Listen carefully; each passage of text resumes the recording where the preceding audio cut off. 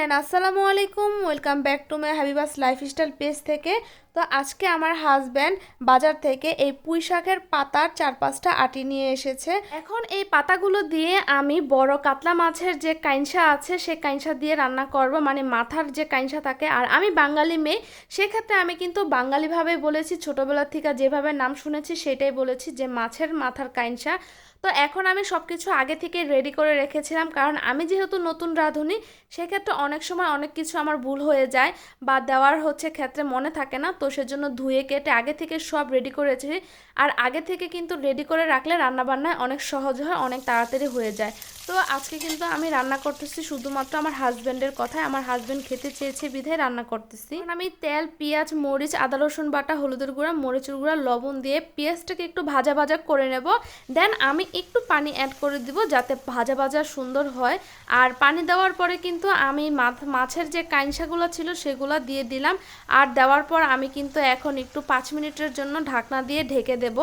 আমি এই আইটেমের রান্নাটা কিন্তু টোটালি ফার্স্ট টাইম রান্না করতেছি। আর রান্না করার আগে আমি কিন্তু আমার মায়ের কাছে জিজ্ঞেস করে নিয়েছি যে কিভাবে রান্না করে। তো আমার মা কিন্তু সুন্দরভাবে আমাকে বুঝিয়ে দিয়েছে, তারপরেই কিন্তু আমি উদ্যোগটা নিয়েছি রান্নার জন্য। তো যাই হোক, এখন আমি একটু পানি দিয়ে আবার 5 মিনিটের জন্য ঢাকনা দিয়ে ঢেকে দেব। তো 5 মিনিট পর ঢাকনা উঠানোর পর দেখলাম যে একবারে মাথার যে কাঁইসাগুলো আছে সেগুলো একবারে খুলে খুলে গেছে। তো সুন্দর একটি অবস্থায় এসেছে বুঝতে পারলাম। তো এখন একটু ভালোভাবে নাড়াচাড়া করে এই মাছের কাঁইসার যে কাঁটাগুলো আছে একবারে খুলে ফেলতে হবে। তার সাথে আমি একটু জিরের গুঁড়া অ্যাড করে নিলাম, কারণ অনেক সময় এই কাঁইসার মধ্যে একটু গন্ধ পাওয়া যায়। তো যদি জিরের গুঁড়োটা আগেই আমরা দিয়ে নেই তাহলে কিন্তু গন্ধটা পাওয়া যাবে না। তো এর মধ্যে কিন্তু পুঁইশাকগুলো দিয়ে দিলাম। আর পুঁইশাক দেওয়ার পরে আমরা ঢাকনা দিয়ে ঢেকে দেব। আর প্রায় 10 মিনিট পরে ঢাকনাটা উঠাবো। ঢাকনাটা উঠানোর পরে দেখি শাক একবারে অল্প একটু হয়ে গিয়েছে। তো যাই হোক, এখন এই মাছের কাঁইসার কাঁটাগুলোর সাথে শাকগুলো আমি সুন্দরভাবে মিশাই নিব, কারণ না মিশালে কিন্তু এক সাইডের পাতাগুলো সিদ্ধ হবে, আরেক সাইডের পাতা সিদ্ধ হবে না। তো আমার হাজব্যান্ড যখন আমাদের বাসায় এসেছিল, আমার মা এভাবে রান্না করেছিল এই আইটেমটা। তো খেয়ে সে অনেক ভালো বলেছে। আর আজকে তার কথায় আমি এভাবে রান্না করতেছি। আর রান্নার জন্য সেও আমাকে সাপোর্ট দিচ্ছিল, কারণ আমি যেহেতু ফার্স্ট টাইম রান্না করতেছি এই আইটেমটা, সেক্ষেত্রে আমার কাছে কিন্তু অনেক ভালো লাগতেছিল। আর সাথে আমি একটু টমেটো দিয়ে নিলাম।